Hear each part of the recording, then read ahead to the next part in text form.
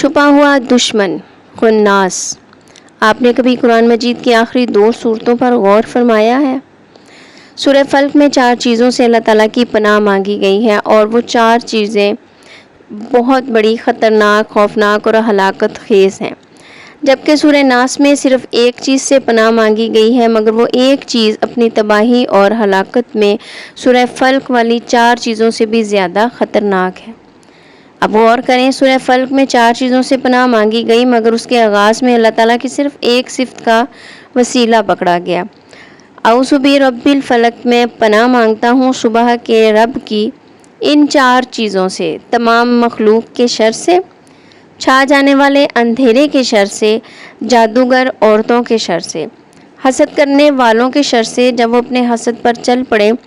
اب سورہ ناس کو دیکھیں، اس میں پناہ صرف ایک چیز سے مانگی گئی ہے، مگر آغاز میں اللہ تعالیٰ کی 3 صفات کا وسیلہ پکڑا گیا ہے۔ اعوذ برب الناس، مالک الناس، الہ الناس، میں پناہ مانگتا ہوں تمام انسانوں کے رب سے، رب کی، تمام انسانوں کے بادشاہ اور مالک کی، تمام انسانوں کے حقیقی معبود کی، صرف ایک چیز سے، اور وہ چیز کیا ہے؟ خناس کا وسوسہ۔ اے تمام انسانوں کے رب، اے تمام انسانوں کے شہنشاہ، اے تمام انسانوں کے معبود برحق، مجھے خناس کے وسوسے سے، کہ اس کے شر سے بچا لے۔ یہ خناس یعنی چھپا ہوا دشمن، انسان ہو یا جن یا کہ شیطان۔ خناس اسے کہتے ہیں جو سیدھا آپ کے دل پر وار کرے اور آپ کو پتہ ہی نہ چلے، اور وہ یہ وار کر کے چھپ جائے۔ چھپ جانے کا مطلب یہ ہے کہ یا تو وہ نظر ہی نہ آئے، یا بظاہر دوست اور خیر خواہ نظر آئے،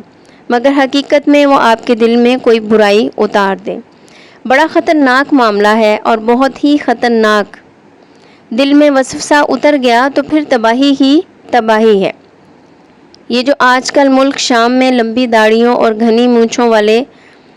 دروزی نظر آتے ہیں، جو بے دردی سے مسلمانوں کا قتل عام کرتے ہیں، صہیونیوں کے ساتھ مل کر اہل اسلام کے خلاف لڑتے ہیں، یہ کون ہے؟ ایک خناس آیا ہے، اس نے انہیں امام برحق سے ملانے کا وعدہ کیا اور ان کے دل میں وسوسے کا بیج بو دیا۔ لاکھوں انسان ایمان سے محروم ہو گئے۔ اسی طرح سے مرزا قادیانی کا نام ایک خناس ہے۔ اس نے وسوسہ کی سوئی بعض افراد کے دلوں میں تک پہنچا دی، اور دیکھتے ہی دیکھتے لاکھوں مسلمان، کائنات کی سب سے سچی اور حسین ہستی حضرت محمد صلی اللہ علیہ وآلہ وسلم سے کٹ کر ایک بدصورت اور بدسیرت انسان کا کلمہ پڑھنے لگے۔ پھر اسی طرح سے خاوند بیوی کی محبت کو دیکھا جائے تو وہ محبت سے رہ رہے ہوتے ہیں، اور کوئی آتا ہے 2 الفاظ بول کر ان میں کسی کے دل میں ایک وسوسے کا بیج بو دیتا ہے، اور پھر وہ چلا جاتا ہے۔ بس اس کے 2 لفظ کا وسوسہ اتنے حسین اور قریبی رشتے کو برباد کر دیتا ہے، اور پھر محبت فنا ہو جاتی ہے، دکھ، غم اور شکوے جنم لے لیتے ہیں، اور اسی طرح سے پورا گھر برباد ہو جاتا ہے۔ آپ کسی اچھے انسان سے محبت کرتے ہیں، اس کی محبت سے آپ کو دینی فائدہ حاصل ہوتا ہے، پھر ایک چغل خور آتا ہے اور باتوں باتوں میں غیر محسوس طریقے سے آپ کے کان میں وہ ڈال جاتا ہے کہ آپ کی محبت نفرت، شک میں تبدیل ہو جاتی ہے، اور پھر سال ہر سال کی محنت اور محبت کا منٹوں میں جنازہ نکل جاتا ہے۔ اسی طرح سے شیاطین جو جنات ہیں، نظر نہیں آتے، آپ کو کسی ایسی بدگمانی میں مبتلا کر دیتے ہیں کہ پھر آپ خود کو روک نہیں سکتے، اور اس بدگمانی کے طوفان میں آپ کتنے رشتے، نعمتیں اور محبتیں تنکوں کی طرح بہا دیتے ہیں۔ بسم اللہ الرحمن الرحیم، قل اعوذ برب الناس، کہہ دیجئے میں لوگوں کے رب کی پناہ مانگتا ہوں، مالک الناس، لوگوں کے بادشاہ کی، الہ الناس، لوگوں کے معبود کی، من شر الوسواس الخناس، وسوسہ ڈالنے والے، خناس یعنی چھپ کر وسوسہ ڈالنے والے کے شر سے، الذی یوسوس فی صدور الناس، جو لوگوں کے سینوں میں وسوسے ڈالتا ہے،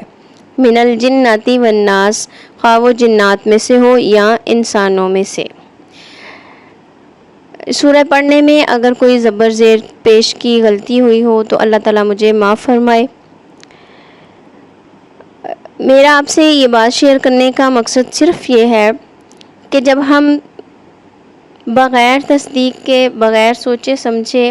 کسی کی باتوں میں آ جاتے ہیں، اور وہ جس کو اللہ تعالیٰ نے ہمارا کھلا دشمن کہا ہوا ہے اور ہم اس کو پہچان نہیں سکتے، وہ بظاہر ہمارا خیر خواہ نظر آتا ہے، لیکن وہ کسی نہ کسی طریقے سے ہمارے دل میں وسوسے ڈال دیتا ہے، اور وسوسہ اور شک ایک ایسی برائی ہے جس میں ہم اپنے پورے رشتے، ساری تباہیاں، ساری نعمتیں، اپنی ہر چیز جو ہے نا اس کو ہم تباہ کر دیتے ہیں۔ اللہ تعالیٰ ہم سب کو ان برائیوں سے، ان شیطان کے شر سے اور ایسے لوگوں کے شر سے پناہ میں رکھیں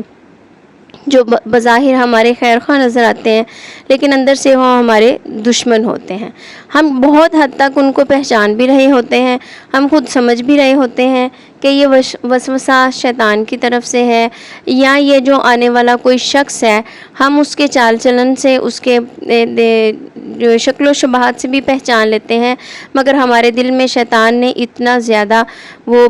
گھر کیا ہوا ہوتا ہے کہ ہم اس کی باتوں میں آ جاتے ہیں اور وسوسے اپنے دل میں لیے بیٹھتے ہیں، اور پھر اسی طرح سے پورے خاندان، پورے گھر اور آپس میں لڑائیاں پیدا ہو جاتی ہیں اور ہر چیز تباہ و برباد ہو جاتی ہے۔ تو اللہ تعالیٰ ہم سب کو قرآن پاک کو لفظ بہ لفظ ترجمے کے ساتھ پڑھ کر اس کو سمجھنے اور سوچنے کی توفیق عطا فرمائے۔ ملتی ہوں اگلی ویڈیو میں۔ اللہ حافظ۔